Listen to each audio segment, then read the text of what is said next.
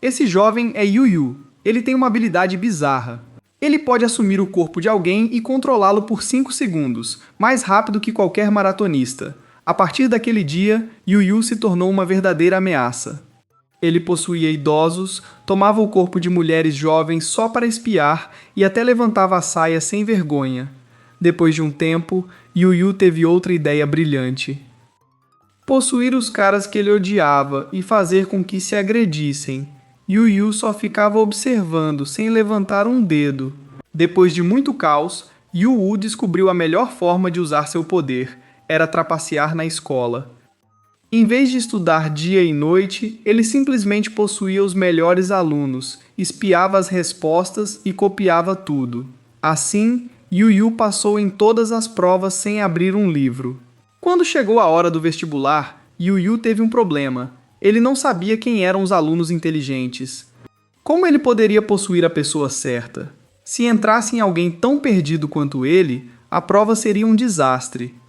Felizmente, os trapaceiros são geralmente ou muito burros ou muito espertos, e Yu Yu era definitivamente o segundo. Ele se infiltrou em cursinhos e descobriu quem eram os melhores alunos.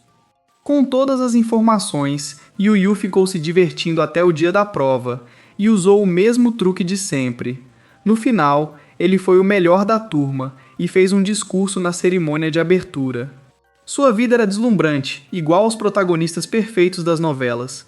Yu não só tinha notas excelentes, mas também era muito bonito, com um rosto atraente e um corpo impressionante, vindo do Japão.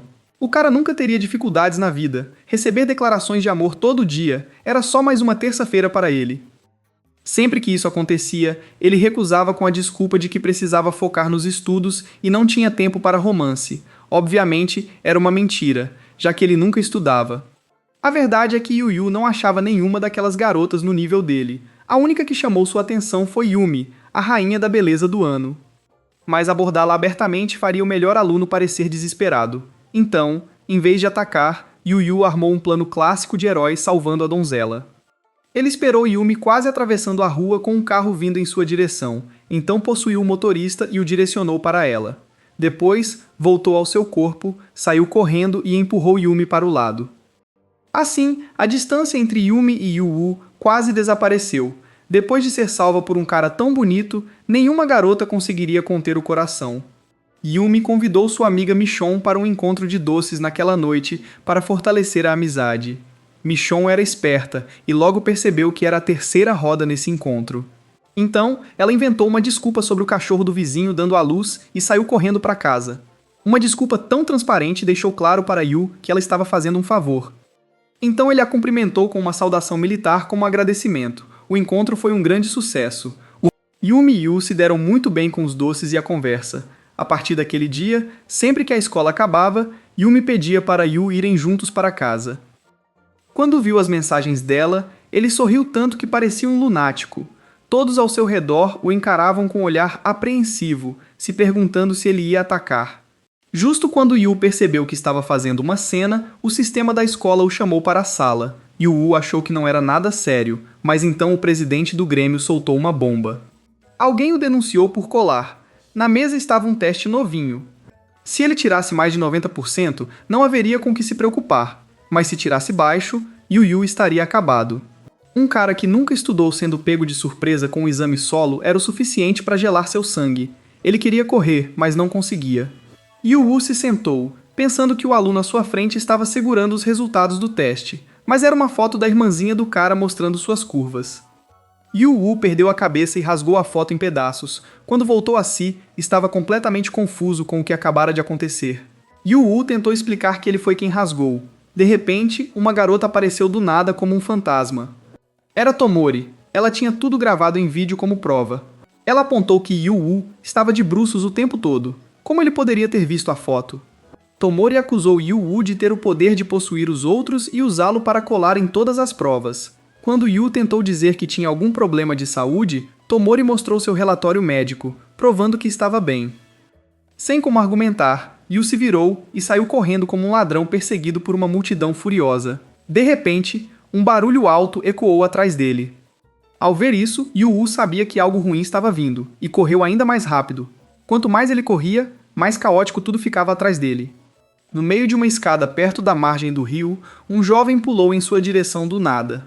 O cara agarrou Yu Yu e os lançou ao céu sem asas, depois o levou em uma corrida alucinante sobre a água como uma onda. Quando voltaram ao chão, os olhos de Yui estavam quase saltando da cabeça, como se estivesse prestes a desmaiar. Yui perguntou fraco que tipo de poder era aquele e o que tinha acabado de acontecer. Takajō explicou que seu poder era quase como teletransporte, exceto que ele nunca conseguia parar exatamente onde queria. Yu ficou completamente sem palavras. Tomori então apareceu segurando uma câmera e explicou a situação. Os dois eram da Academia Hashinami, uma escola criada especificamente para pessoas com habilidades sobrenaturais como Yu. Esses poderes surgiram durante a puberdade, e uma vez que essa fase passasse, Yu Yu e todos como ele perderiam gradualmente suas habilidades. Essa era a razão de a escola existir. Yu Yu iria se transferir para lá e se juntar ao conselho estudantil para rastrear e lidar com quem abusasse de seus poderes, assim como ele vinha fazendo. Quando Yu Yu tentou protestar, Tomori revelou que já tinha a aprovação de seu responsável legal. Yu Yu avançou em direção a ela, pronto para reagir, mas ela desapareceu no ar. Na próxima coisa que soube, ele levou uma surra tão severa que seu rosto mal era reconhecível.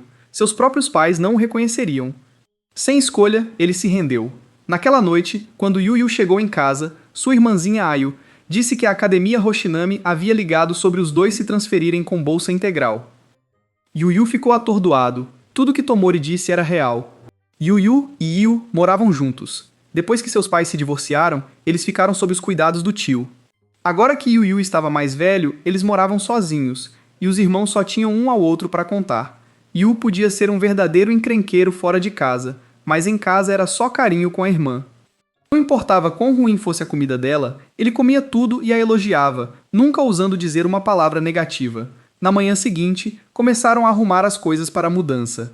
Tomori e Takajō apareceram para ajudar. Sabendo das circunstâncias dos irmãos, assim que Yu Yu viu o rosto de Tomori, seu humor azedou e ele quis expulsá-los. Mas Tomori foi esperta e foi direto pedir permissão a Yu. No fim, Yu não teve escolha a não ser deixá-los ajudar. Depois que tudo foi arrumado, Ayu foi para a escola na manhã seguinte. Ele mal saiu pela porta quando Ayu o puxou de volta por ele ter esquecido a lancheira. Quando descobriu que era rolinho de ovo de novo, seu rosto se contorceu de desânimo, pois era o terceiro dia seguido com o mesmo prato. Mesmo assim, ele não ousou deixar a lancheira para trás e foi para a escola. Segundo a explicação de Tomori, a academia não era só para quem já tinha poderes, mas também para pessoas prestes a despertar ou com potencial para desenvolver habilidades. No começo, Yu achou que a escola estava sendo ridícula, reunindo pessoas só por ter potencial, mas era absolutamente necessário. Embora a academia parecesse estar prendendo e controlando os usuários de habilidades, na verdade, estava os protegendo. Se cientistas descobrissem que humanos tinham poderes sobrenaturais, o que eles fariam? Capturá-los, abrir eles e estudá-los. Claro, adolescentes com habilidades acabariam vivendo um destino pior que a morte. Tomori até deixou escapar que não queria que ninguém acabasse como seu irmão. Depois de ouvir sua explicação, Yu entendeu metade do raciocínio ao entrar na nova sala de aula. Após a apresentação do professor, ele fez uma pose legal para se apresentar, planejando impressionar as garotas. Mas assim que viu Tomori e Takajō na sala, soube que a brincadeira tinha acabado. Mais um segundo de pose legal e Tomori o socaria, então ele abandonou a atuação imediatamente. Quando chegou a hora do almoço, Takajō o convidou para comer juntos e sugeriu levar Tomori. Mas aparentemente, ela não estava muito afim de ir. Vendo a cantina cheia de alunos, Takajō teve a ideia de usar seu poder para furar a fila. A escola obviamente proibia o uso de habilidades assim, mas enquanto escolhessem um lugar sem câmeras, estava tudo bem. O lado negativo era que não havia chance de escolher qual pão queria, já que tinha que pegar o que conseguisse. Antes que Yu pudesse reagir, Takajō já se lançou para a frente, se esquivando entre a fila de alunos e o vendedor, pegando um sanduíche com uma mão e deixando dinheiro com a outra. No momento em que pegou o pão, houve um grande estrondo. Era o resultado de sua queda. Enquanto todos entravam em pânico tentando entender o que aconteceu, Takajō voltou para Yu com sangue escorrendo pela cabeça, orgulhosamente segurando o pão. Yu perguntou se ele estava bem. Apesar do sangue jorrando da cabeça como uma fonte, Takajō insistiu que estava bem. Ele usava um equipamento de proteção especial por baixo da roupa, então os ferimentos nunca eram graves. Enquanto comiam, Tomori o chamou para o escritório do Grêmio Estudantil para trabalhar. Yu não tinha ideia do que esperar quando uma pessoa apareceu completamente encharcada. Yu achou que o cara era algum tipo de fantasma da água. Tomori e Takajou nem reagiram. Eles apenas esperaram enquanto o homem corria até a mesa e deixava uma única gota de água sobre um mapa. Ele explicou que esse usuário de habilidade era um canalizador e saiu da sala. Aquele homem era um colaborador do Grêmio Estudantil. Seu poder era detectar e localizar usuários de habilidades que estavam causando problemas. Com as informações em mãos, Tomori levou os outros dois até o local marcado, que era outra escola de ensino médio. Como de costume, ela e Takajou foram na frente, perguntando aos alunos se algo estranho estava acontecendo. Após algumas investigações, Tomori encontrou um indivíduo suspeito que imediatamente saiu correndo ao vê-la. Isso não foi um problema com Yu por perto. Ele simplesmente abriu os olhos bem grandes, e o aluno correndo à frente congelou no lugar e despejou tudo de sua mochila. Tomori revirou e encontrou duas fotografias, uma das quais mostrava a roupa íntima e o corpo de uma aluna. Pensar que um poder tão formidável quanto o canalizar estava sendo usado para algo assim, Tomori começou a interrogá-lo, e o aluno confessou que não tirou as fotos. Ele as comprou de alguém chamado Yudu.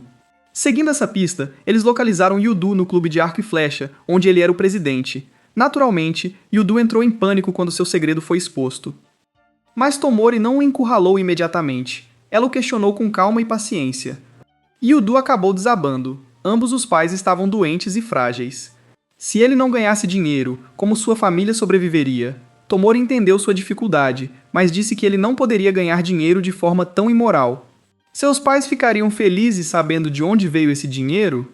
Com medo de ser entregue à polícia, Yudu mostrou uma foto e ameaçou fazer uma imagem nua dela. Nesse momento, Yudu ficou paralisado e entregou a foto a Tomori. Aquilo era coisa de Yuou nos bastidores. Levado ao limite, Yudo perdeu a calma e levantou o arco como ameaça. Queria apenas assustá-los, mas, em pânico, disparou a flecha.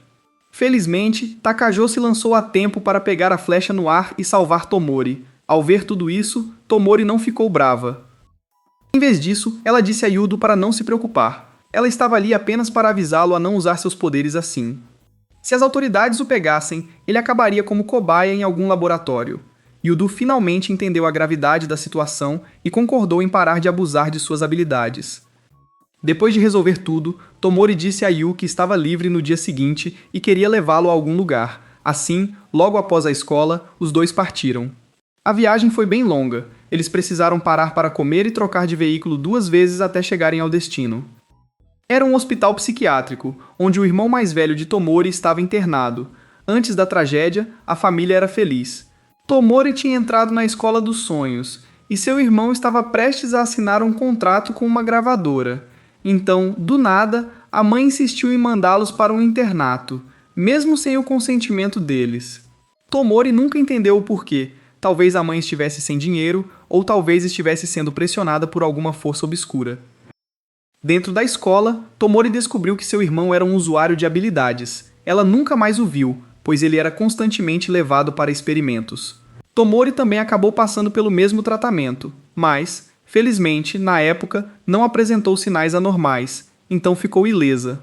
Quanto ao irmão, Yu pôde ver o resultado com seus próprios olhos. O homem não era mais ele mesmo, destinado a passar a vida perdida na loucura dentro de um hospital psiquiátrico. Yu queria saber por que os cientistas não tentaram salvá-lo. Tomori entendia muito bem. Para aquelas pessoas, usuários de habilidades eram apenas baterias. Havia muitos por aí. Quando uma acabava, era só trocar por outra. Por que se esforçar para salvar alguém? Depois daquela jornada, Yu finalmente entendeu por que Tomori se importava tanto com os usuários de habilidades. Ele começou a se preocupar. Se ele fosse capturado, Yu sofreria a mesma dor. Naquela noite, Yu fez curry. Yu estava ansioso, mas ao provar, era doce como uma sopa de sobremesa. Não era tão diferente dos rolinhos de ovo. Na manhã seguinte, Yu ainda insistiu em fazer o almoço, mesmo com Yu dizendo que um amigo o convidou para a tarde. Como era a comida da Yu não conseguiu jogar fora. Tudo que ele podia fazer era levar para a escola e forçar a comer. Na hora do almoço, Yu entrou na cantina e encontrou Takajou com o rosto coberto de sangue. Se não conhecesse o cara, Yu teria jurado que Takajou foi pego espiando uma garota no banheiro e levou uma surra. Com metade da inteligência de uma pessoa normal e um superpoder mal desenvolvido, Yu não conseguia entender como Takajou sobreviveu tanto tempo. Nem contos de fadas ousariam escrever algo tão inacreditável. Depois de comer, eles tinham trabalho a fazer novamente. O fantasma da água entrou na sala mais uma vez. Yu estava realmente confuso, se perguntando se o cara era fisicamente incapaz de ficar seco ou se tinha acabado de sair de um afogamento. Takajou explicou que estar encharcado era a condição para ativar seu poder. Seguindo a gota no mapa, o homem explicou que desta vez a habilidade era canalização, permitindo que os mortos possuíssem um corpo vivo, um poder que provavelmente não causaria muito dano. Todos acharam que parecia inofensivo até ele soltar duas palavras, pirocinese. Isso significava que esse alvo tinha duas habilidades. Tomori imediatamente arrastou os meninos para fora. Alguém assim atrairia atenção rapidamente.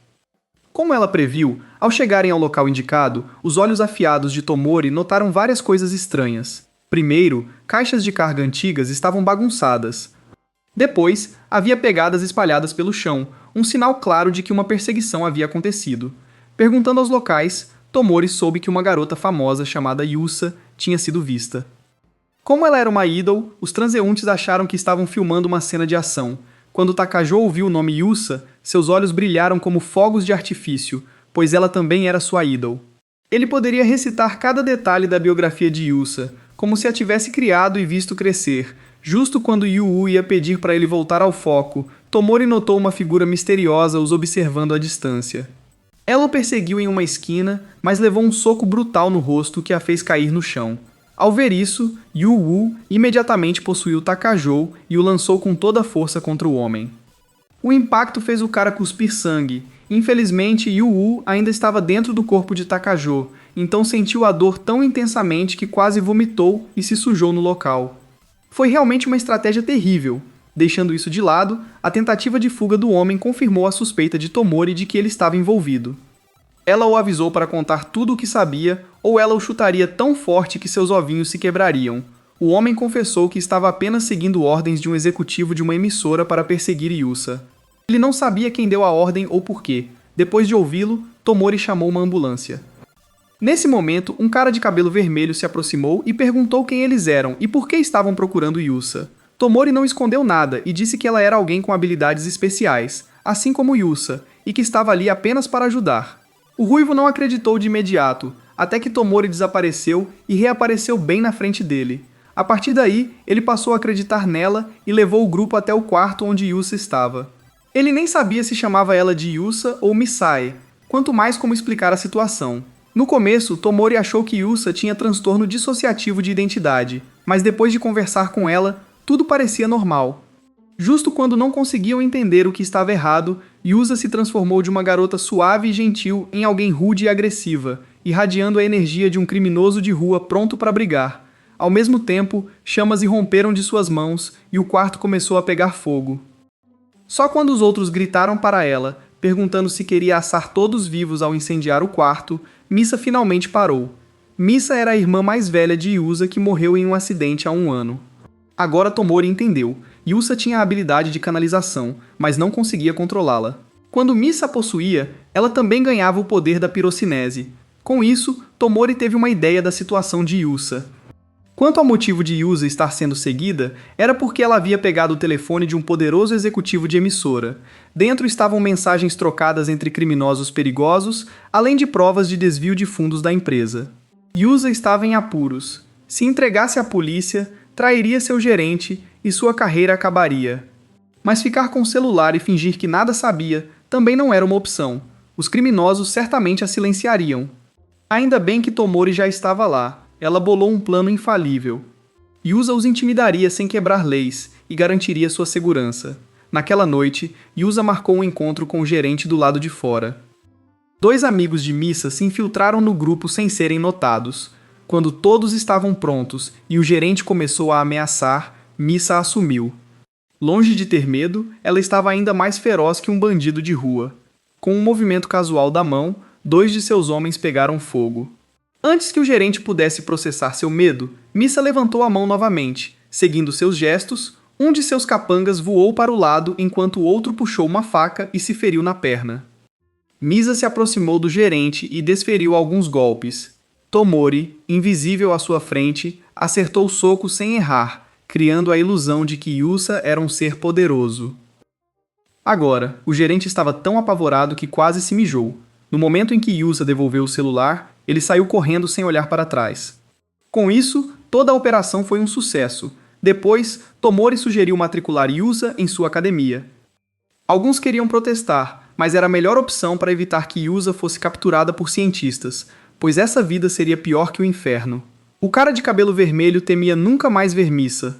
Tomori apontou que o fato de poderem se encontrar já era normal. Shou pensou por um momento e pediu que todos saíssem para que pudesse dizer algumas palavras finais à missa.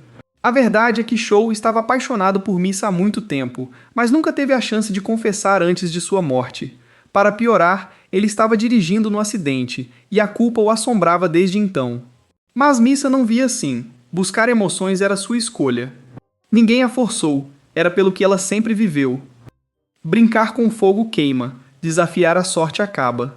Missa entendia isso perfeitamente e não culpava Shou. Ela apenas disse para ele esquecê-la e começar uma nova vida. Quando o trabalho terminou, Yu chegou em casa tarde de novo e levou uma bronca de Yu por perder o jantar. Por sorte, a TV estava reprisando um clipe do Yusa cantando, e como Yu também era fã, correu para assistir. Ela ficou ainda mais animada ao descobrir que seu irmão conheceu seu ídolo pessoalmente, tão empolgada que o nariz quase começou a sangrar. Mais animada que um cara vendo uma garota com um corpo deslumbrante. Na manhã seguinte, como Yu não estava almoçando na escola, Yu fez o café da manhã. O prato era rabanada, e claro que veio encharcada com seu molho caseiro que fez Yu querer vomitar na hora. Mas era a comida da irmã, então mesmo que cada mordida o fizesse querer espumar, ele não conseguia parar de comer. Yu percebeu o comportamento estranho do irmão e achou que ele estava constipado, sugerindo que faltasse à escola e descansasse. Apavorado que ficar em casa significava comer mais da comida da Yu e perder anos de vida, Yu comeu ainda mais rápido e saiu correndo para a escola. As coisas estavam caóticas lá também. Os alunos tinham descoberto que Yusa estava se transferindo e estavam pirando. Todo garoto, exceto Yu, era praticamente fã dela. A sala de aula atingiu o auge quando o professor entrou com uma nova aluna, e era nada menos que Yu-Su. Ela iria se juntar à turma de Yu. Todos os alunos do sexo masculino se levantaram, gritando e berrando, enquanto os professores batiam na mesa repetidamente pedindo para se calarem e sentarem. Assim que conseguiu acalmá-los, Yusa deu uma saudação doce pedindo apoio de todos, e aquele idiota do Takajō pulou gritando o nome dela de novo. Os outros caras não podiam deixar ele roubar a cena, então todos se levantaram aplaudindo também. O professor teve que bater na mesa mais uma vez, praticamente rugindo que se alguém fizesse mais um som, ele o socaria tão forte que faria Mike Tyson se orgulhar. Na hora do almoço, Yusa era naturalmente o centro das atenções. Alguns alunos estavam até discutindo entre si sobre adicioná-la nas redes sociais. Nesse momento, Yusa fez uma apresentação de uma música de um de seus shows, e os dois caras que estavam prestes a brigar de repente se cumprimentaram e fizeram as pazes. Justo então, Tomori se aproximou, pegou a mão de Yusu e a levou para o escritório do Grêmio Estudantil. O fantasma da água havia aparecido de novo. Como sempre, ele deixou água no mapa e anunciou que desta vez a habilidade era telecinese. Depois de identificar o endereço da escola, Tomori jogou uma revista de esportes para todos verem. Esse era um alvo que ela monitorava há um tempo, então ela mostrou um vídeo de um jogo de beisebol. Na tela, um aluno arremessava com precisão incrível. Cada curva era tão absurda que parecia inacreditável. Tomori aproximou a imagem do braço dele e pausou antes do arremesso, analisando a posição da mão e a forma de arremessar. Aquela técnica não poderia gerar uma curva tão acentuada. Uma mecânica adequada resultaria em um arremesso reto, talvez com uma leve curva, mas nunca uma bola de dedo assim. Só a telecinese poderia fazer isso. A partir daí, Tomori concluiu que ele era o alvo que procuravam. Com a apresentação feita, foram atrás do estudante, um garoto chamado Arifumi. Tomori foi direta, avisando-o para não abusar de seu superpoder, pois não duraria para sempre. Quando ele chegasse à idade adulta, desapareceria. Mais importante, se os cientistas descobrissem, Arifumi estaria acabado. No começo, ele fez-se de desentendido, fingindo ser um garoto normal. Essa farsa desmoronou quando Tomori mostrou sua habilidade, e Mizu possuiu Yuasa, revelando chamas dançando em sua mão. Nesse momento, Arifumi não pôde mais fingir. Tomori também não pressionou demais. Ela propôs um acordo. Os dois lados fariam um jogo de beisebol. Se o time de Tomori ganhasse, ele pararia de usar seu poder nos jogos. Se ela perdesse, eles o deixariam em paz para sempre. Com isso decidido, Tomori trouxe todos de volta. Yu começou a se preocupar, perguntando se alguém do time de beisebol da escola conseguiria acertar a bola de dedo do Arifumi. Tomori disse que não. Yu então perguntou se alguém do time tinha superpoderes. Novamente, não. Justo quando Yu se perguntava como iriam ganhar, Tomori lembrou que ainda tinham a si mesmos. Todos participariam e usariam seus poderes para derrotar Arifumi. Não havia outra maneira de vencer. Depois de reunir o time, todos chegaram ao campo de beisebol. Quando o jogo começou, Arifumi se mostrou um arremessador formidável. Seus arremessos enganosos eram quase impossíveis de ler, e quase ninguém tinha reflexos para fazer contato. Por outro lado, o time de Hirofune também teve dificuldades para marcar. Yusa pode não ter contribuído muito em campo, mas tudo que ela precisava era cantar uma música para animar a todos, e depois passar para a missa. O jogo ficou em um impasse, sem que nenhum dos lados marcasse. Quando chegaram ao momento crítico, Tomori sinalizou para todos usarem seus poderes. Yu possuía os rebatedores um a um para evitar que eles batessem na bola. Parecia que essa seria a virada que o time de Tomori precisava. Mas então, um dos companheiros de Arifumi correu para uma base. A mudança de estratégia foi tão repentina que Tomori não conseguiu reagir a tempo. Mas logo empataram quando a missa entrou na caixa de rebatida. Seu golpe foi tão poderoso que Arifumi só pôde assistir em derrota amarga. O último rebatedor foi Yu. Tomori o colocou ali de propósito, pois sabia que ninguém trapaceava melhor que ele. Fiel à expectativa, no início Yu não conseguiu acompanhar a velocidade de Arifumi, mas no último golpe, ele finalmente conseguiu acompanhar a bola. Os dois entraram em uma batalha pessoal, Arifumi arremessando e Yu rebatendo. Eventualmente, Arifumi percebeu que precisava de uma curva mais acentuada. Yu falhou no último golpe, mas o receptor de Arifumi também cometeu um erro. Mizu rapidamente aproveitou a oportunidade e correu para a base. O defensor tentou bloqueá-la, mas Mizu foi mais rápida. Ela marcou a corrida da vitória para o time de Tomori. Após sua derrota, Arifumi ficou profundamente chateado, mas não por si mesmo. Ele estava triste pelo amigo que fez aquela jogada decisiva. Arifumi nunca teve ambições de jogar nas grandes ligas ou se tornar profissional. Ele não tinha talento, mas seu amigo era diferente. Esse amigo era uma boa pessoa que, apesar de saber que Arifumi era um jogador fraco em um time fraco, ainda assim escolheu jogar ao lado dele. Tomori o ouviu e respeitou suas intenções. Ele não estava trapaceando por si, mas pelo amigo, e isso era admirável. Mas talvez ele tivesse escolhido a maneira errada de apoiar o amigo. Se não pudesse jogar ao lado dele, Arifumi poderia sempre ficar nos bastidores, torcendo sem precisar trapacear. No dia seguinte, a sala ainda estava agitada pela presença de Musa. Todos a cercavam, elogiando suas músicas impecáveis. Tudo estava bem até que um grupo de alunas entrou e foi direto até Tomori. Seus rostos estavam distorcidos de raiva, como se estivessem fervendo em ódio há 1000 anos. Elas agarraram suas mãos e a arrastaram para fora da sala. Yu se virou para Takajou e perguntou o que estava acontecendo. Takajou apenas balançou a cabeça com um suspiro pesado e disse que era melhor não saber. Mas Yu não conseguiu conter a curiosidade e a seguiu.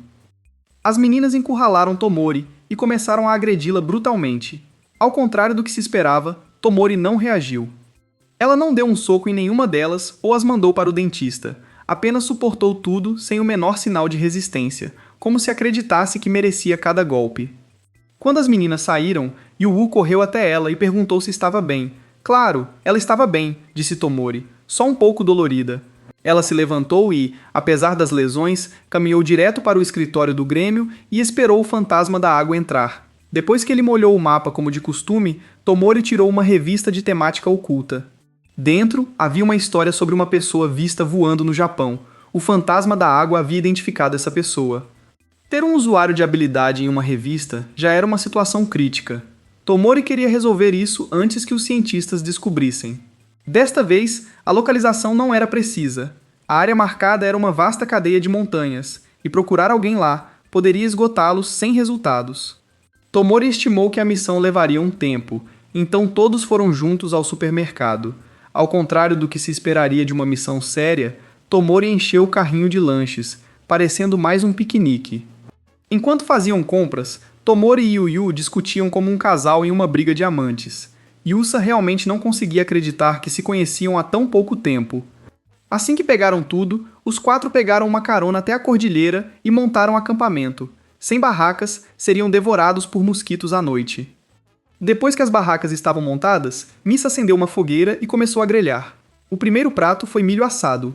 Tomori só comprou milho, e se Yu não a lembrasse, teriam passado a viagem comendo como herbívoros. Misa estava animada com a comida, mas depois ficou com pena da irmã. Então ela saiu e deixou Yusa aproveitar a refeição. Para Yusa, Mizu era uma mulher forte que fazia qualquer homem se encolher. Mas com a irmã, Mizu era sempre incrivelmente gentil e carinhosa. Sempre que Yusa falava de Misai, ela se empolgava sem perceber. Depois da refeição, Yusa e Takajō jogaram videogame. No momento crucial, quando Takajō ia mostrar suas habilidades, Misa assumiu o controle, e assim o plano de Takajō foi por água abaixo. Quando terminaram a diversão, se dividiram em duplas para a vigília noturna. Dormir em uma floresta desconhecida sem um vigia seria uma péssima ideia. Cada turno durava 4 horas com 2 pessoas. Tomori ficou com Misai e Yu ficou com Takato. Na manhã seguinte, ainda não tinham encontrado a pessoa com a habilidade de voar, mas mantiveram a calma, pescando e grelhando o que pegavam. No segundo dia, Yusa não aguentou mais e queria um banho. Tomori já tinha preparado um para ela, uma tina de água aquecida sobre uma pequena fogueira. Parecia um pouco rústico, mas a experiência não era ruim. Quanto aos rapazes, não tiveram essa facilidade. Se quisessem se lavar, teriam que ir rio abaixo e tomar banho no rio. Ao olhar para Takajō, que era magro o suficiente para parecer alguém em greve de fome, Yu ficou surpreso ao ver músculos quando ele tirou a camisa. Mas fazia sentido. Dada a força imprudente de Takajō, sem um corpo forte, ele provavelmente se machucaria com sua própria habilidade. Takajō também aconselhou Yu a treinar, dizendo que poderia chegar um dia em que enfrentariam perigos inesperados. Yu ignorou, dizendo que seu poder não durava nem 5 segundos. Então, quem se daria ao trabalho de mirá-lo? Takajō parecia querer dizer mais, mas se conteve. Quando o grupo se reuniu, Yu começou a se preocupar, porque ainda não tinham encontrado o usuário da habilidade. Ele tinha a Yu esperando em casa e não podia ficar aqui para sempre. Tomori não estava com pressa. Na verdade, ela disse que estava quase tudo resolvido, e como prometido, na manhã seguinte, um jovem apareceu e exigiu que saíssem. Tomori imediatamente o identificou como o usuário da habilidade. Era uma montanha privada, e o jovem estava invadindo porque era isolada, perfeita para treinos. Tomori até tinha filmagens dele invadindo como prova. Assim que mencionou isso, ele saiu correndo e caiu em um buraco muito profundo que ela havia preparado. Para não morrer, ele não teve escolha a não ser voar para cima. Agora não havia como esconder. Ele se lançou em direção a Tomori e pegou a câmera. Misa tentou alcançá-lo, mas não conseguiu a tempo. O garoto agarrou a câmera e se lançou para o céu. Nesse momento, Yu não teve escolha a não ser assumir o corpo dele. O único problema era que, ao abrir os olhos, ele se viu a uma altura aterrorizante. Se caísse dessa altura, sua parte inferior se despedaçaria ao impacto. Naquele momento crítico, Yu tentou desesperadamente controlar a habilidade de voo do garoto para desacelerar a queda. Eventualmente, Yu voltou ao seu corpo, e o outro garoto sobreviveu à queda também. Tomori rapidamente correu para verificar como ele estava. Felizmente, os ferimentos não eram muito graves, apenas alguns hematomas e possivelmente alguns ossos quebrados. Só então o garoto quis saber quem eram aquelas 4 pessoas. Sem perder tempo, Tomori fez Misa mostrar suas chamas. Ela explicou que não queriam fazer mal e que o que ele tinha não era um superpoder, mas mais como uma condição da adolescência. Ele não era o único a ter isso. Muitos outros também possuíam habilidades, mas, o mais importante, ele não podia usar isso de forma irresponsável. Se os cientistas descobrissem, seria o fim. Eles dissecariam cada parte dele para pesquisa, incluindo partes que ele realmente não queria que tocassem. Se quisesse sobreviver, deveria parar de usar e mantê-lo escondido. Depois que Tomori o convenceu, Yui voltou para casa e enfrentou a fúria de Ayu. A garota estava furiosa por ele ter ficado 2 dias fora. Mesmo assim, ela preparou uma refeição para ele. Quando Yu viu um prato de macarrão sem nada vermelho, ficou tão feliz que devorou como um tigre faminto. Aquela saborosa refeição ele não provava há muito. Aproveitando o momento, Yu disse a Yu que a comida estava deliciosa e implorou para ela continuar cozinhando assim e deixar o molho secreto de lado. Enquanto comiam felizes, Yu começou a tossir.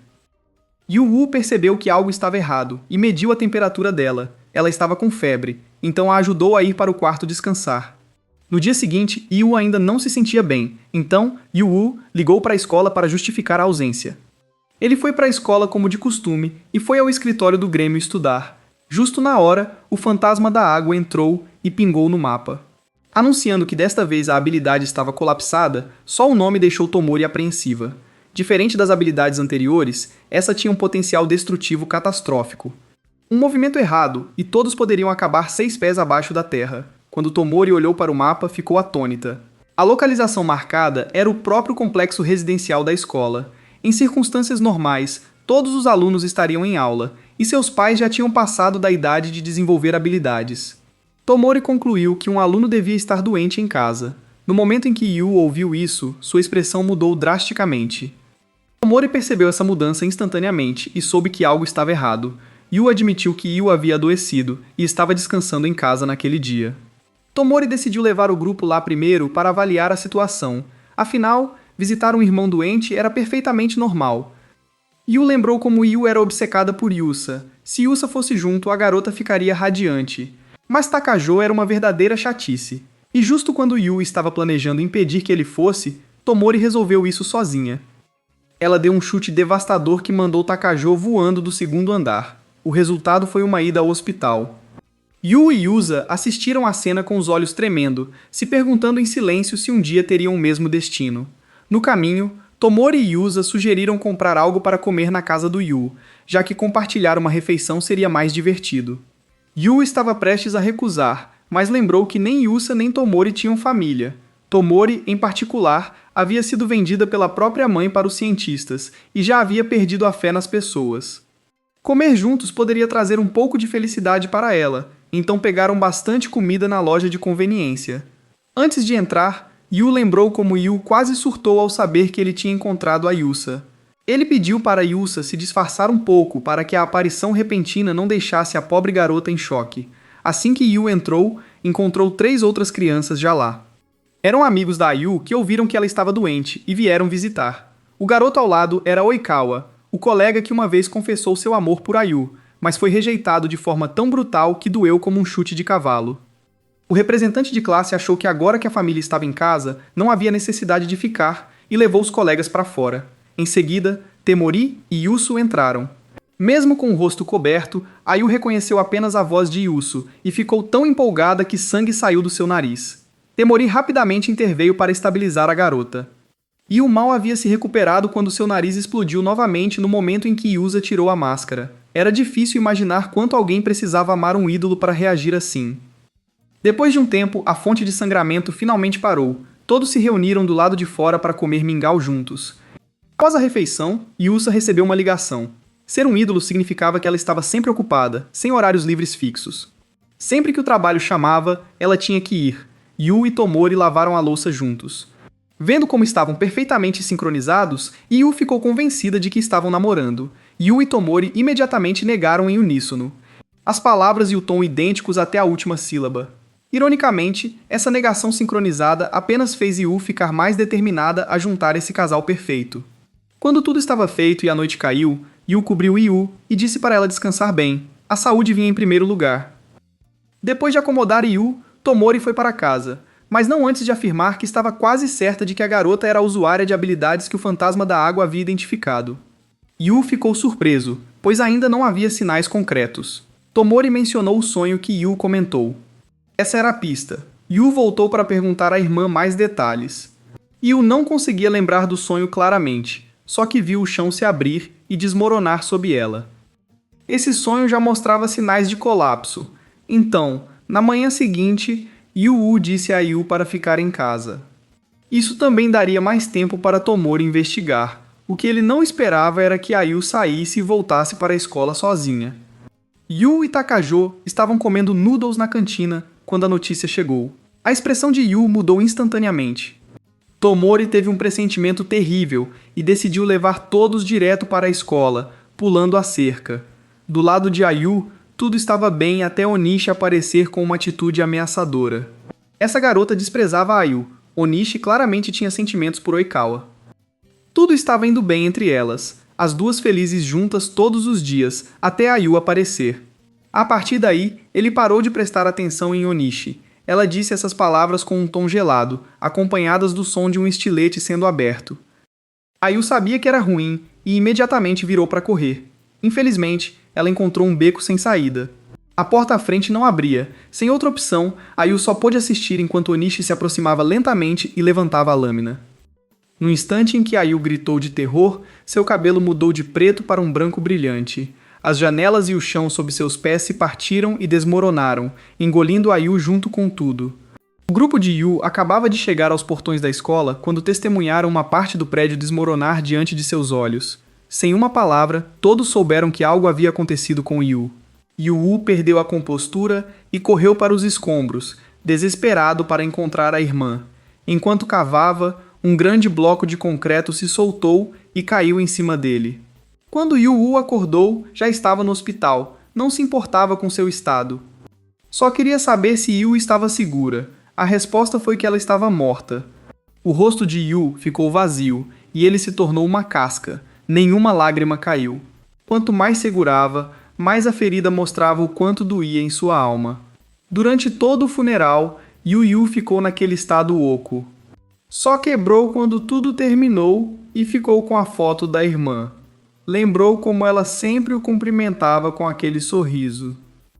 Agora ele nunca mais veria isso. Perguntou a si mesmo o que fez por Yu. A resposta foi nada. Ela se foi rápido demais. Não teve tempo de reagir. Sem Yu, o apartamento que era acolhedor ficou escuro e sufocante, verdadeiramente vazio. Yu não ouvia mais sua voz chamando para o jantar. Ele ficou na cama até a fome ser insuportável, então desceu para comer. Não havia nada na casa, só copos de macarrão instantâneo. Yu não se importava. Desde que houvesse algo para viver, o sabor não importava. Os copos vazios se acumularam no chão. Então um dia, a campainha tocou. Era Yusa e Takajo. Eles fizeram um ensopado de carne e queriam compartilhar. Yu não respondeu. Apenas os observou pelo olho mágico e se afastou. Vendo isso, Misa ficou furiosa e mandou Takajo arrombar a porta. Ele poderia, mas a porta era resistente a usuários de habilidades. Misa estava prestes a queimá-la quando parou. Ela também já havia sofrido a dor de perder alguém amado. Talvez ele só precisasse de mais tempo. Mais tempo passou, e alguém arrombou a porta e entrou. Era Yumi, a garota por quem Yu já teve uma paixão. Todos a chamaram, esperando que ela motivasse Yu a sair da sua vida isolada. Esqueça alguém que acabou de perder a família. Até uma pessoa saudável presa assim teria sérios problemas psicológicos. Yu não estava nem aí. Ele nem se lembrava da beleza do campus que um dia adorou. Ele achou que ela estava ali para fazer favores e pediu para comprar um pacote de miojo. Qualquer marca servia. Yumi disse que não sairia sem ele. Viver assim ia deixá-lo doente. Yu respondeu chutando um monte de copos vazios e mandou ela comprar o miojo ou sair. Quando a persuasão falhou, partiram para a força. Alguém foi enviado para trazê-lo. Yu não se importava quem era. Ele os possuía um a um, fazendo-os brigar entre si, e forçou um a pular do prédio. Sabendo que não era mais seguro lá, Yu retirou uma grande quantia de dinheiro e fugiu para longe, onde o fantasma da água não pudesse encontrá-lo. Ele continuou sua existência sem vida como um zumbi. Yu não tinha metas nem propósito. Ele alugou uma cabine em um café da internet e ficou lá dentro. Quando sentia fome, pedia comida. Quando enjoou de comer a mesma coisa, saiu em busca de algo diferente. Enquanto vagava pelas ruas, Yu começou a jogar videogames violentos. Os tiroteios e a carnificina na tela lhe davam uma sensação distorcida de alívio. Ele jogava e ria alto, como se toda a frustração acumulada finalmente tivesse um escape. A partir de então, Yu tinha uma rotina: comer e jogar. Um dia, um grupo de caras ocupou as máquinas por tanto tempo que Yu perdeu a paciência. Os dois lados começaram uma discussão e levaram para fora para resolver na porrada. Olhando para o corpo magro de Yu, parecendo um viciado e completamente sozinho, o grupo não ficou intimidado. Eles acharam que iam lhe dar uma lição rápida. Antes que pudessem atacar, Yu possuiu um deles e o usou para bater nos outros. 5 segundos não eram muito, mas foram suficientes para inverter a situação. Quanto mais apavorados e confusos ficavam, mais fáceis eram de espancar. Terminou com Yu fazendo o líder deles bater a cabeça na parede. Quando o cara caiu, Yu pegou um pedaço de madeira afiada e o cravou na perna dele, friamente, sem emoção. Isso era o aterrorizante sobre um homem que não tinha mais nada a perder. Ele podia agir rápida e decisivamente, sem hesitar. O medo e a moral simplesmente não existiam mais. A adrenalina da luta era melhor do que qualquer jogo. A partir de então, Yu se tornou um marginal, enfrentando gangues uma após a outra. Ninguém conseguia vencê-lo. Seu poder podia parecer inútil no papel, mas em combate real era devastadoramente eficaz. Seus inimigos nunca sabiam quem havia sido possuído e quem ia levar um soco. Isso continuou até Yu encontrar drogas em um marginal que ele havia espancado e pegá-las. Ele estava prestes a seguir um caminho sem volta. Felizmente, justo quando Yu ia se tornar escravo daquela droga, Tomori a chutou de suas mãos. Yu ficou chocado ao vê-la. Ela não havia se mostrado nenhuma vez até então. Em sua confusão, Yu esqueceu que a habilidade de Tomori era ficar invisível para um único alvo. Ela esteve lá desde o começo, observando em silêncio sem intervir, permitindo que ele liberasse sua dor e voltasse ao normal por conta própria. Ela só intervinha em momentos como esse, quando ele estava prestes a cruzar uma linha sem volta. A morte de Yu pesava na consciência de Tomori. Se ela tivesse sido mais decisiva e levado a garota para um lugar seguro, nenhum desse arrependimento existiria. Por isso, ela se comprometeu a vigiar a espiral descendente de Yua. Mas Tomori não ia controlá-lo ou forçá-lo a fazer o que queria. Ela só queria que ele comesse uma refeição, e depois disso eles seguiriam caminhos diferentes. Yua concordou e a seguiu. Tomori o levou para a casa de Takajo, que estava vazia no momento, então eles tinham um lugar só para eles.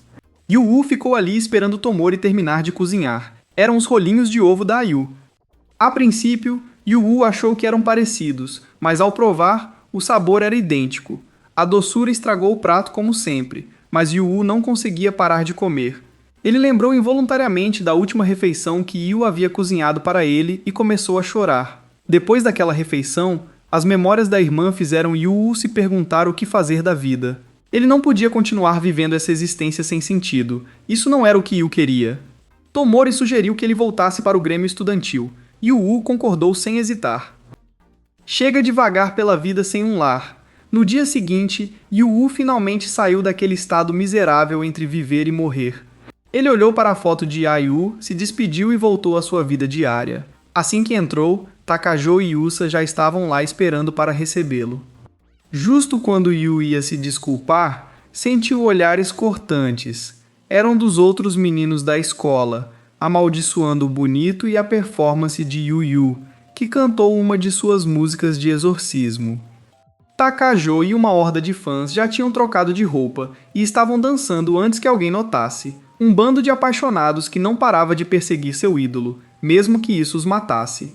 Yu costumava achar isso irritante, mas agora essas cenas aqueciam seu coração, lembravam-no de que ainda estava vivo. Além disso, Yusa anunciou que lançaria uma nova música em breve, e a sala explodiu em caos novamente. Não importava quanto Tomori e Yu gritassem, ninguém se acalmava. Felizmente, o sinal ainda tinha autoridade sobre esses maníacos. Na hora do almoço, Takajo desapareceu como sempre, deixando um rastro de estrondos. Todos estavam tão acostumados que ninguém comentava mais. Quando Yu chegou à cantina, Takajo já estava lá com a cabeça ensanguentada. Ele tinha corrido tanto porque queria pegar o prato especial de arroz, tão popular que era preciso arriscar a vida para conseguir um. Yu sabia que Takajo comprou isso para celebrar seu retorno. Os dois estavam conversando confortavelmente quando tiveram que devorar tudo porque Tomori os chamou para o escritório. Assim que a porta se abriu, as reclamações dela os atingiram como uma parede. Ela perguntou se nasceram no ano da tartaruga, se movendo tão devagar. Estavam prestes a explicar quando Tomori disse que não havia trabalho. Ela os chamou só para ouvir a nova música da Yusa juntos. Takajo estava pronto para xingar Tomori pela falsa alarme. Mas assim que ouviu o nome da Yusa, seu corpo todo se iluminou de empolgação, e ele correu para seu lugar sem precisar de ordem. A nova faixa da Yusa estava linda em som e imagem. A voz dela estava impecável como sempre, suave e doce. Os meninos certamente continuariam se apaixonando por ela. No geral, não havia nada a criticar. Takajo, o fã ardoroso, estava tão eufórico que seu corpo todo se tensionava de prazer, mostrando o quão boa era. Tomori, no entanto, teve que descontar alguns pontos porque Yusa estava um pouco fofa demais no vídeo, e ela não gostou disso. Depois de ouvir a música, Tomori tirou 2 ingressos para um show da banda Jin, que ela adorava. Como Tomori definitivamente iria, sobrava apenas um ingresso e ela não sabia como dividir. Nem Yusa nem Takajou gostavam de rock, então empurraram para o Yu. Yu, que estava quieto ao lado, de repente se viu convocado. Ele sugeriu perguntar a Misa se ela queria ir. Misa possuía a Yusa e perguntou se essa banda tocava aquele tipo de música insana que faria você pegar uma cabra e correr gritando à noite. O rosto de Tomori se contorceu ao dizer que ninguém no mundo tocava isso. Missy imediatamente descartou tudo e foi embora, e assim Yu ficou preso ao show com Tomori.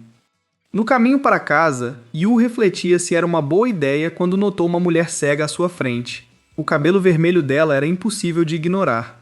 Ao passar, Yu sentiu uma onda de familiaridade, a mesma sensação que tinha ao ouvir a música da Jin. Justo quando ia cumprimentá-la, ela fechou a distância com uma velocidade surpreendente. Ela queria que ele a levasse para comer macarrão.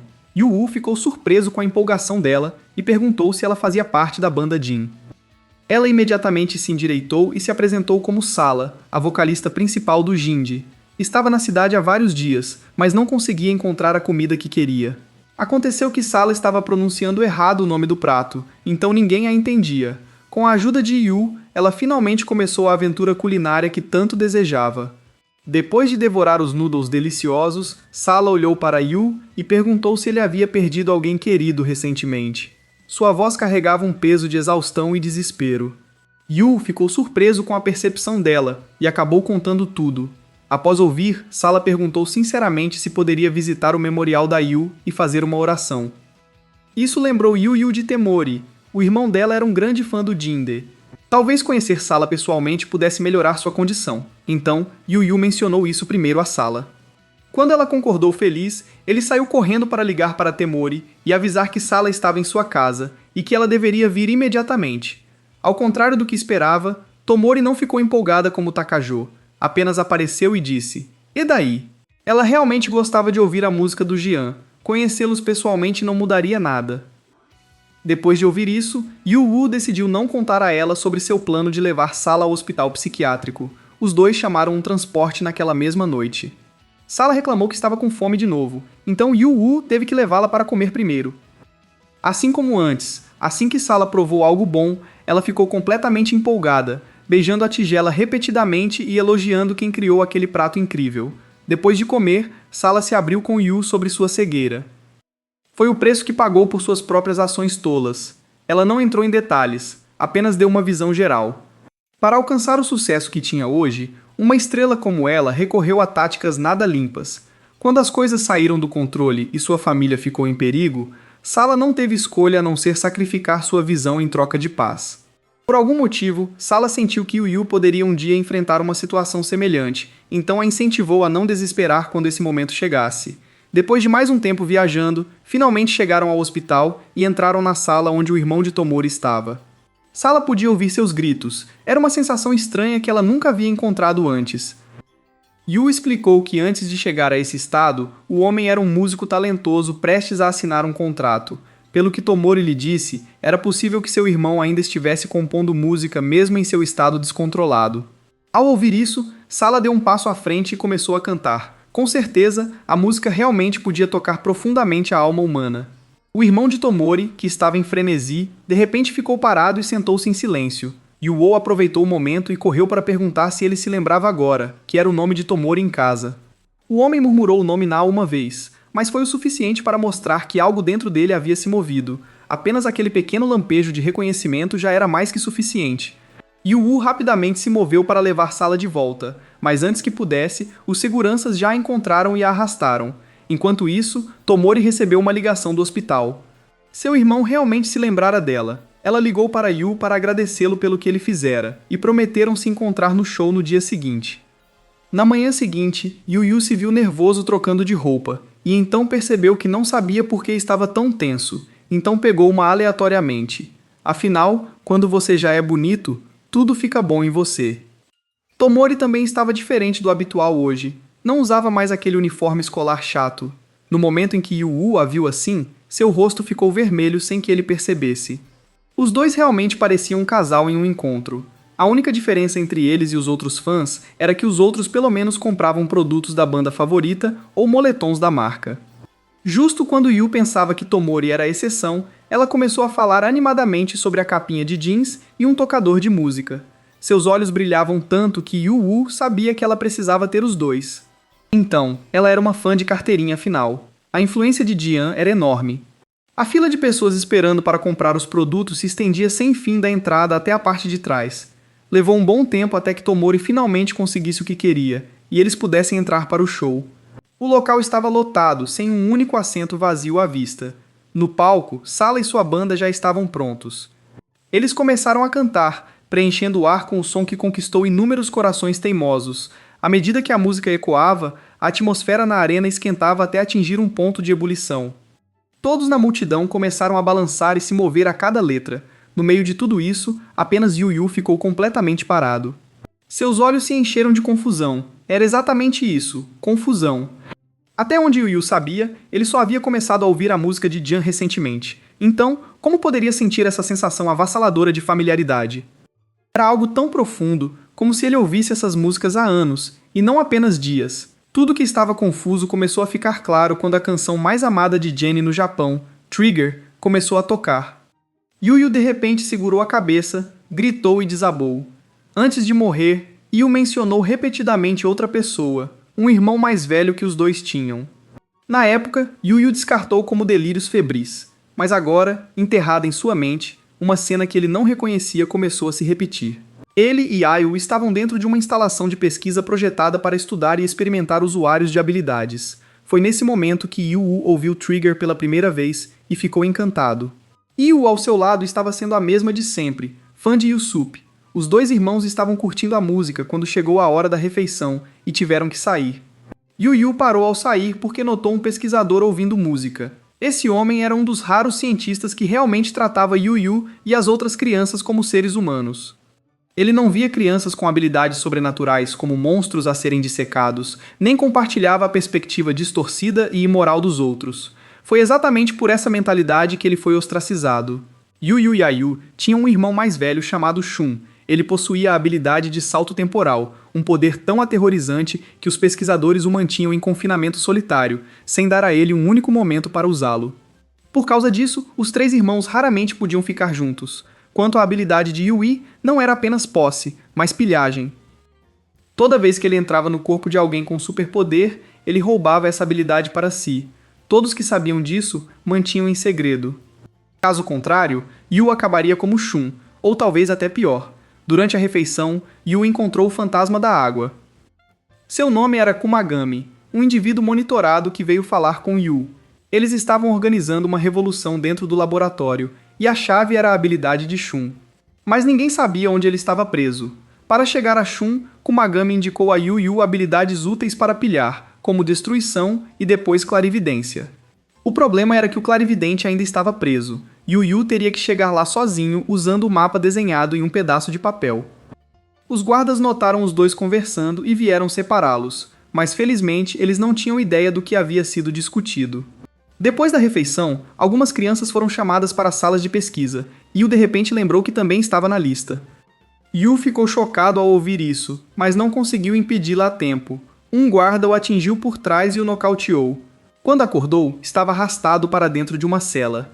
A porta que o separava da liberdade era impossivelmente reforçada, e não importava o quanto tentasse, não conseguia se mover. De repente, toda a instalação tremeu violentamente, e um anúncio soou sobre um bloqueio no setor D. A porta se abriu, e lá estava o pesquisador com quem Yu acabara de falar.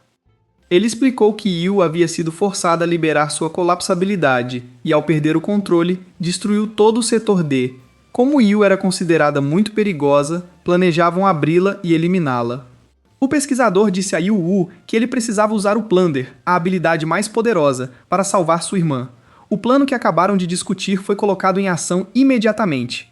No caminho, Yu foi claro que foi avistado por soldados que apontaram suas armas para ele, mas ele também tinha aliados que ajudaram a limpar o caminho. Graças a eles, Yu conseguiu Plunder a habilidade de clarividência, que lhe permitiu se comunicar com Shun e localizar sua posição. Lutando contra as tentativas dos pesquisadores de detê-lo, Yu alcançou Shun e o libertou. Shun imediatamente ativou o salto temporal. Essa foi a razão pela qual todos agora tinham as vidas que estavam vivendo. Yu acordou de repente no concerto. Tomori estava bem ao seu lado. A princípio, ele achou que era um sonho, mas nenhum sonho poderia parecer tão real. No momento certo, Kumagami apareceu, confirmando que nada daquilo era um sonho. Ele veio para explicar tudo a Yu e salvar Yu. Resumindo, a história completa era longa e complicada demais para uma explicação simples. Assim, Kyaimagami levou Yu e Tomori até Shun. Shun também não era mais o mesmo. Parece que ele havia perdido completamente a visão. Tudo começou com o evento do salto temporal. Shun voltou para quando tinha 14 anos, na idade em que as habilidades começaram a despertar. Kumigami, cujo poder era detectar e localizar usuários de habilidades, encontrou Shun primeiro. Kumigami não se lembrava de nada da linha do tempo anterior, e só Shun sabia os horrores do futuro. Após o reencontro, Shun contou tudo o que sabia. Kumigami ficou cético no início, até que Shun revelou segredos que ninguém mais poderia saber. Então, Kumigami levou Shun para conhecer o primeiro grupo de jovens usuários de habilidades. Shun se apresentou como alguém do futuro, o que naturalmente o fez ser chamado de mentiroso. Explicar foi cansativo, mas Shun persistiu. Ele começou a identificar a habilidade de cada pessoa, descrevendo com precisão cada força e fraqueza. Nesse ponto, ninguém podia mais negar a verdade. A partir de então, Shun se tornou o líder do grupo de adolescentes com habilidades. O objetivo era claro: reunir o máximo de pessoas possível, fortalecer o grupo e se proteger dos cientistas inescrupulosos. Mas, no fim das contas, crianças ainda eram crianças, seus temperamentos eram instáveis, seus recursos inexistentes, e o grupo de Shun caía nas mesmas armadilhas de antes. Os velhos padrões se repetiam, forçando Shun a usar o salto temporal repetidamente. No entanto, os resultados nunca mudavam. Não importava quantas vezes ele voltasse, eles sempre acabavam capturados e levados para a instalação de pesquisa sem meios de reagir. Finalmente, Shun percebeu que crianças simplesmente não conseguiam enfrentar adultos. Todos começaram a considerar a ideia de buscar a ajuda de ex-usuários de habilidades que haviam crescido. Alguns se opuseram, argumentando que adultos nunca entenderiam seu sofrimento. Felizmente, durante uma refeição com Yu e Yu, Shun viu um anúncio de loteria na televisão que lhe deu uma ideia para ganhar dinheiro. Ele usaria o salto temporal para voltar no tempo e comprar bilhetes premiados, escolhendo resultados de loterias já sorteadas no futuro. Após algumas rodadas disso, a organização passou de extremamente pobre a incrivelmente rica. Mas um verdadeiro problema também começou a surgir. A visão de Shun começou a falhar. Ele não se preocupou com isso, pois sua visão importava muito menos do que as vidas e a liberdade das crianças diante dele. Mesmo com dinheiro, Shun e seu grupo ainda caíram nas mãos dos cientistas. Ele mergulhou em pensamentos profundos. Ben começou a se perguntar se havia algum ambiente que pudesse realmente proteger a todos. Nesse momento, Yu perguntou casualmente a Shun se ele já tinha escolhido uma escola. Naquele instante, Shun concebeu a ideia de construir uma escola, um lugar onde crianças com habilidades pudessem ficar sob uma razão legítima e onde ele teria autoridade para protegê-las. Kumigami ficou feliz em ouvir um plano viável, mas preocupado com Shun, pois esse próximo salto temporal custaria totalmente sua visão restante. Shun não hesitou, só esperava que Kumagami o encontrasse de novo, como sempre. O resultado foi exatamente como esperado. Após saltar novamente, Shun comprou uma escola inteira e fundou a primeira academia para usuários de habilidades. Ele não parou por aí, começou a expandir e construir escolas semelhantes pelo Japão. Afinal, ele não poderia salvar pessoas em uma região e abandonar as outras. Kumagami cuidava desse trabalho. Para não ser identificado, Kumagami jogou água sobre a cabeça, escondendo sua aparência. Antes de lançar seu plano, Shun e os outros apagaram as memórias de Yu e Yu. Ele temia que, se não voltasse, as duas crianças viriam atrás dele, e se isso acontecesse, Shun não conseguiria ignorá-las e focar em sua missão. Por isso, os dois irmãos tinham apenas memórias fragmentadas de ter um irmão mais velho. Yu agora entendia toda a história do começo ao fim, mas ainda não conseguia descobrir como salvar Yu sem o Time Leap. Sem hesitar, Shun disse a Yu para roubar o Time Leap dele e voltar no tempo para evitar a tragédia. No momento em que Shun terminou de falar, Yu testou as habilidades que havia roubado de possessões anteriores. E realmente, ele podia usar todas elas. Yu começou a reclamar de todos por não terem contado sobre o roubo desde o início, mas era tudo por causa dele. Possuir alguém já era eticamente questionável. Roubar suas habilidades era algo completamente diferente. Se Yu não tivesse autoconsciência e abusasse de seu poder, ninguém conseguiria detê-lo. Yu reconheceu o peso disso e deixou sua raiva de lado. Ele roubou o Time Leap e viajou de volta ao passado. Acordou no dia em que Yu ficou doente, um dia antes da tragédia. Yu Yu não se apressou em contar a ninguém que vinha do futuro. Deixou Kumagami aparecer com a notificação como de costume, e sugeriu que apenas ele e Tomori fossem visitar Yu em casa. Quando chegaram, os amigos de Yu já estavam lá. Na primeira vez, Yu Yu não prestou atenção. Mas agora, nesta segunda vez, ele notou claramente o olhar hostil da garota no fundo do grupo. Ela foi a responsável por tudo. Depois que Tomori conversou com Yu e estava prestes a sair, Yu finalmente revelou que voltou do futuro. Não precisou dizer muito para Tomori acreditar. Segundo ela, Yu faria qualquer coisa por Yu, então não havia necessidade de provas longas. Com isso resolvido, Yu entrou e aproveitou a colapsibilidade de Yu. A ameaça do prédio desabar havia sumido. Restava apenas lidar com a garota de olhar hostil. Na manhã seguinte, os quatro se disfarçaram de estudantes e infiltraram a escola onde Yu estudava. O plano era trabalhar juntos para neutralizar a ameaça. Mas no momento em que entraram, um professor agarrou Takajo e o levou embora. O status de celebridade de Yusa a tornou um alvo instantâneo, e um grupo de alunos a cercou. Tomori também se envolveu no caos e mal conseguiu escapar antes de ser cercada. Justo quando Yu soltou um suspiro profundo, o inevitável aconteceu. Yu foi encurralada pela garota novamente. Justo quando ela ia atacar, Yu saiu de um armário. Antes que a garota pudesse reagir, Yu ativou seu poder e quebrou todas as janelas ao redor. Tomori aproveitou a oportunidade e cortou um pedaço do cabelo da garota. Aterrorizada com o espetáculo sobrenatural, a garota congelou. Yu a avisou que se ela tocasse em sua irmã de novo, estaria morta. Ele disse para ela entender a mensagem e desaparecer. No final, os dois irmãos voltaram para casa juntos. O coração de Yu finalmente estava em paz, sabendo que havia salvado sua irmã. Kumagami logo os encontrou também. Dessa vez, não havia necessidade de explicações longas. Yu simplesmente pegou a mão de Yu e a levou direto até seu irmão mais velho. Diferente de Yu, que já sabia de tudo, a Yu estava completamente confusa ao encontrar Shun. Ela realmente não se lembrava de nada sobre seu irmão mais velho. Shun não se deteve em explicar as coisas para Yu. Em vez disso, focou na situação atual de Yu. Agora que Yu foi exposto como o usuário de poder mais forte, não havia como voltar a uma vida normal. Ele teria que ficar ali até seus poderes desaparecerem completamente. Este lugar era uma base secreta, construída não só como abrigo para usuários de habilidades, mas também como um centro de pesquisa dedicado a estudá-los. Shun levou todos ao laboratório. Naturalmente, não havia cenas horríveis de dissecação imoral aqui. Yu se reencontrou com o cientista que o ajudou no passado. O homem agora era o pesquisador principal desta instalação. Eles desenvolveram uma vacina para impedir que usuários de habilidades despertassem seus poderes. Eles tratavam as habilidades sobrenaturais como uma doença, não como uma bênção. Vendo o rosto confuso de Yu, o cientista explicou a origem dessas habilidades. Era verdade que os humanos carregavam poderes adormecidos dentro de seus corpos, mas, em circunstâncias normais, esses poderes nunca poderiam ser despertados.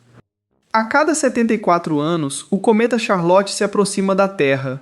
A poeira desse cometa faz com que quem a inala desperte habilidades, tornando-os seres extraordinários.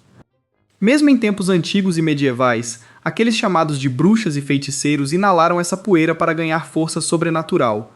Onde poderosos apareciam, alguns os adoravam por medo, enquanto outros se sentiam ameaçados e começavam a caçá-los. Essa era a verdadeira origem das caçadas às bruxas na Idade Média. Yu começou a se perguntar por que não criavam simplesmente um remédio supressor para os usuários de habilidades existentes. O cientista olhou para Yu e suspirou, notando que apesar de ser irmão de Shen, ele não era tão perspicaz. Desenvolver um remédio levava muito tempo, e não era tão simples quanto aumentar a dosagem. A situação entre os usuários de habilidades também era extremamente complicada. No Japão, as coisas permaneciam estáveis porque Shun controlava tudo nos bastidores.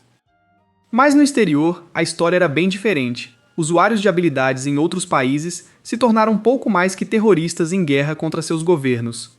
Se Shun não tivesse cuidado, esse mesmo pesadelo poderia se desenrolar no Japão, e a vida pacífica que Yu e outros desfrutavam seria apenas um sonho distante.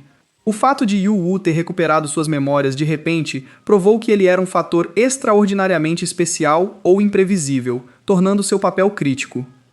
Portanto, a partir deste ponto, Yu não poderia sair. Assim, Yu ficou com todos na base para garantir uma vida confortável dentro do abrigo. A instalação era equipada com tecnologia de ponta e entretenimento. Além disso, todos passavam o tempo com atividades como jogos de cartas para espantar o tédio. Durante um desses jogos, Kumagami de repente se levantou. Ele havia detectado um novo usuário de habilidades e precisava se mover. O poder dele não era tão impressionante. Ele só conseguia sentir que havia um usuário de habilidade em uma área, mas identificar quem era e como funcionava exigia mais investigação. Todos esperavam que fosse uma missão rotineira. Kumagami iria investigar e depois relatar ao conselho estudantil.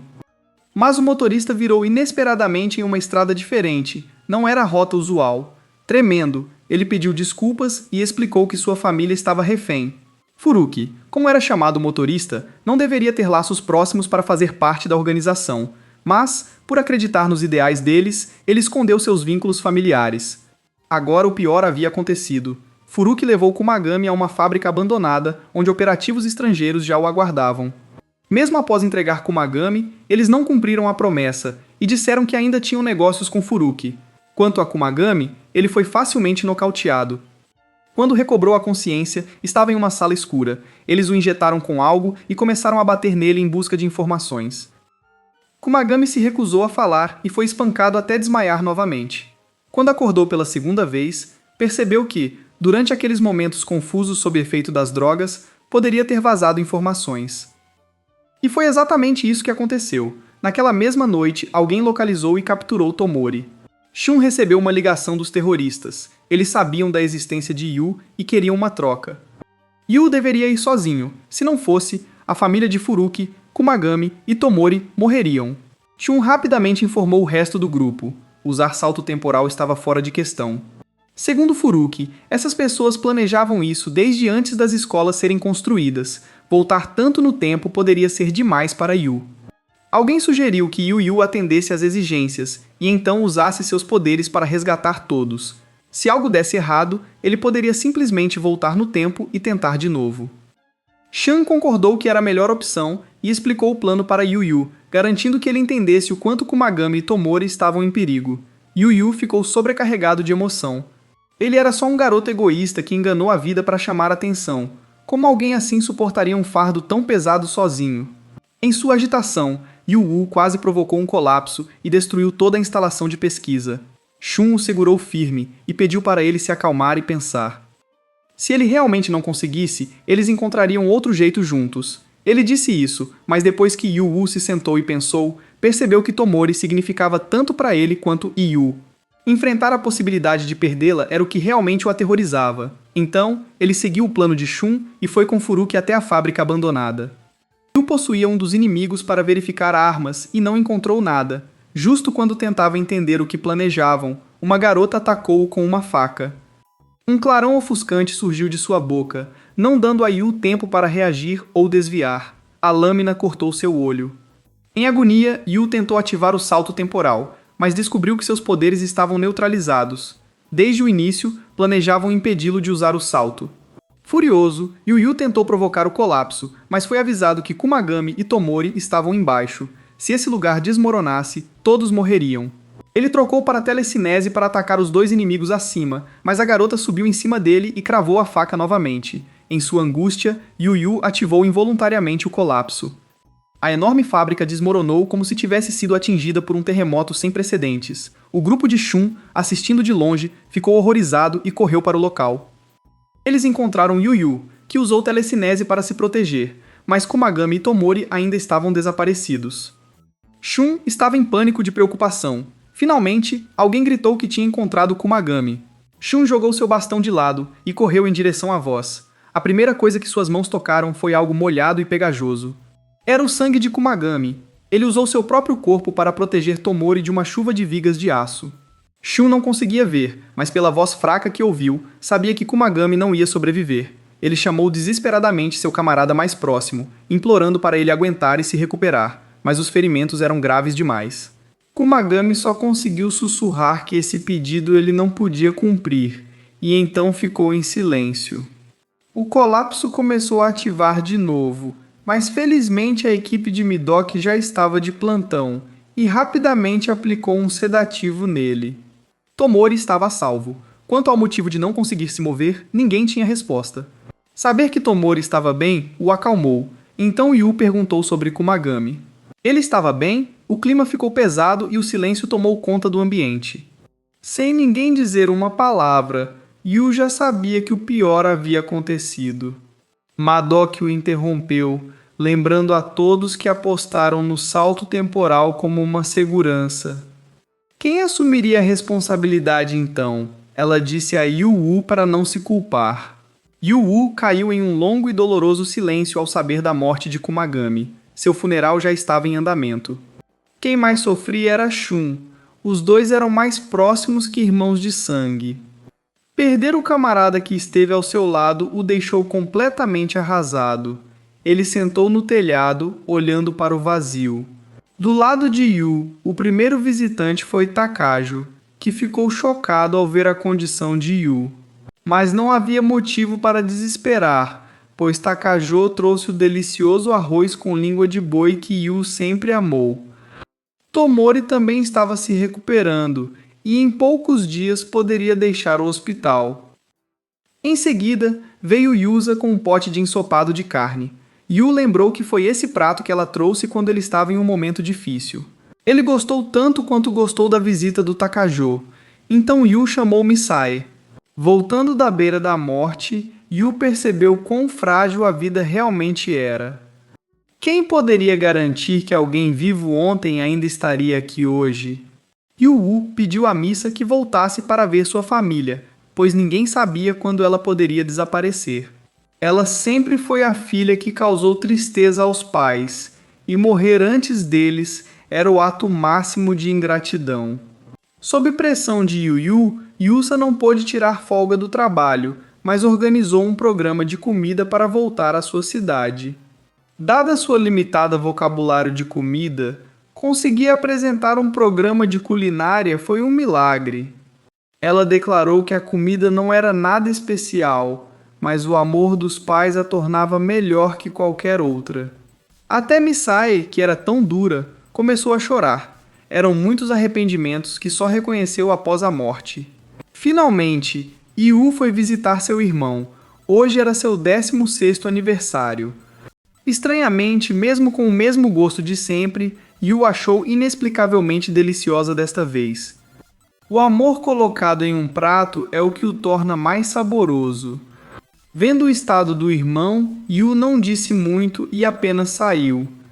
Quando Yu entrou no quarto do hospital, Tomori já estava lá. Eles conversaram por um tempo. Embora Yu parecesse estar melhorando, sua dor não era menor que a de Shun. Yu perguntou a Tomori o que poderia fazer para manter todos seguros. Tomori respondeu sem hesitar. A única forma de voltar ao normal era roubar os poderes de todos os usuários. Shun já tinha uma vacina para bloquear a poeira do cometa. Só faltava Yu tirar os poderes de quem já havia despertado ou estava prestes a despertar, mas, assim que ela terminou, Tomori disse para ele não fazer isso. Era muito perigoso. Yu poderia conseguir, mas acumular tantos poderes poderia deixá-lo louco e destruir o mundo. Quando Tomori estava prestes a sair, Yu disse que ia fazer isso de qualquer jeito. Ela queria impedi-lo, mas não conseguiu. Antes de sair, Yu confessou seus sentimentos a Tomori.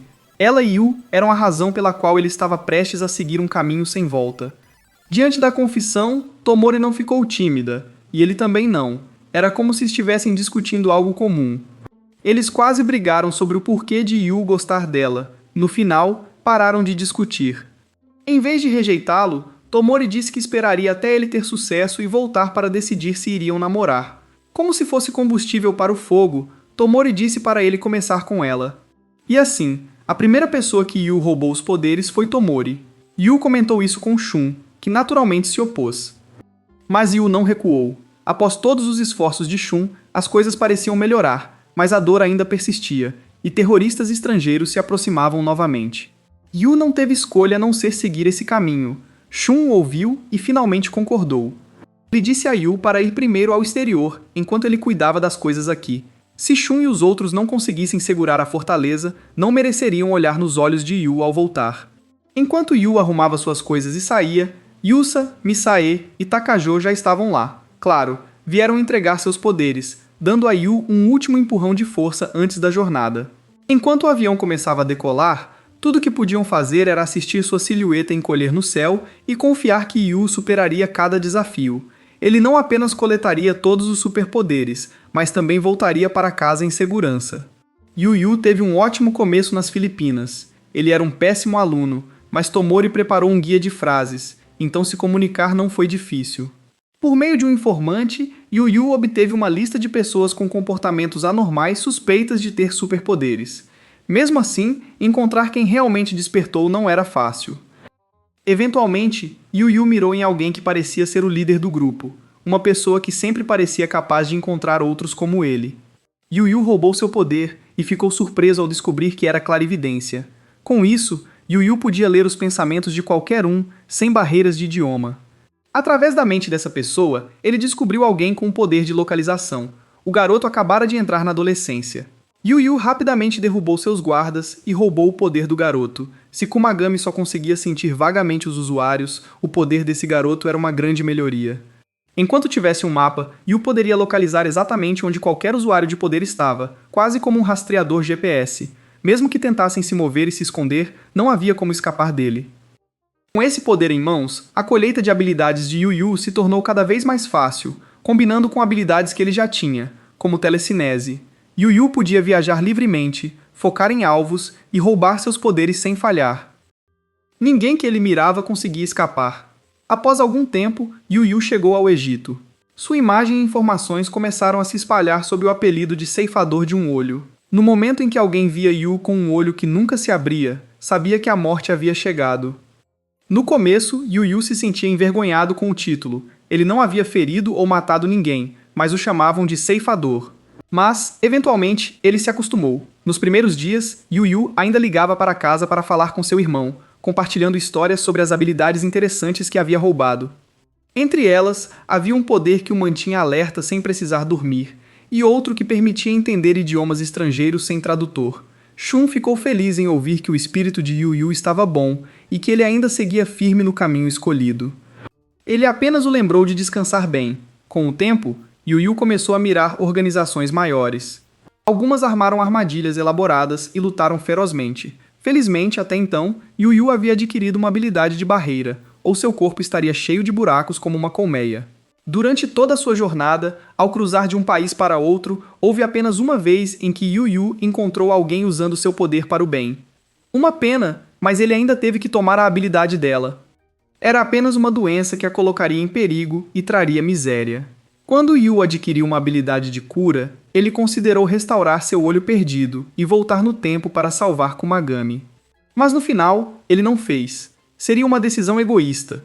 Seu objetivo final era tirar cada habilidade de cada usuário e trazer paz a todos, não satisfazer seus próprios desejos. Quanto mais habilidades Yu acumulava, mais exausto seu corpo e mente ficavam. Essa exaustão acabou se manifestando fisicamente, arrastando Yu para o sono contra sua vontade. Quando acordou, estava coberto de poeira e detritos. Junto a isso, vieram flashes dele atacando civis inocentes inconscientemente. Civis. Ele não sabia se alguém havia morrido naquele episódio.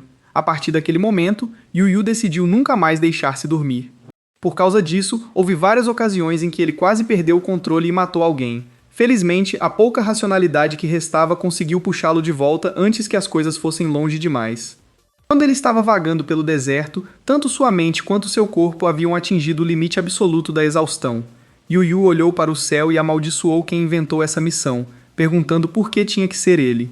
Nesse exato momento, o caderno de frases de Tomori escorregou de suas mãos e caiu no chão.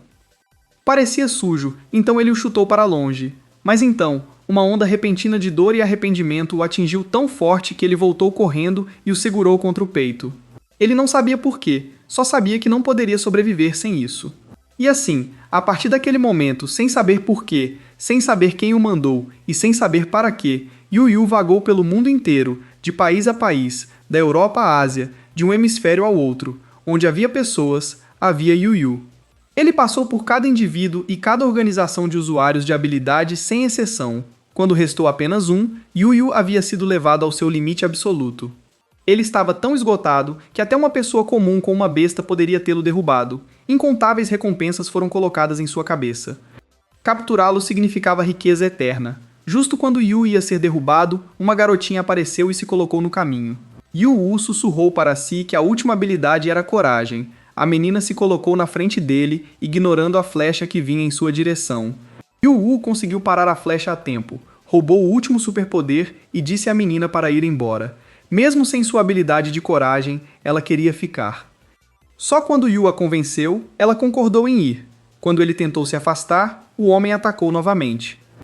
Yu, à beira do colapso após absorver mais uma habilidade, não tinha mais nada. Seu corpo desabou no chão e ficou imóvel. Ele não conseguia nem se mover para pegar o dicionário.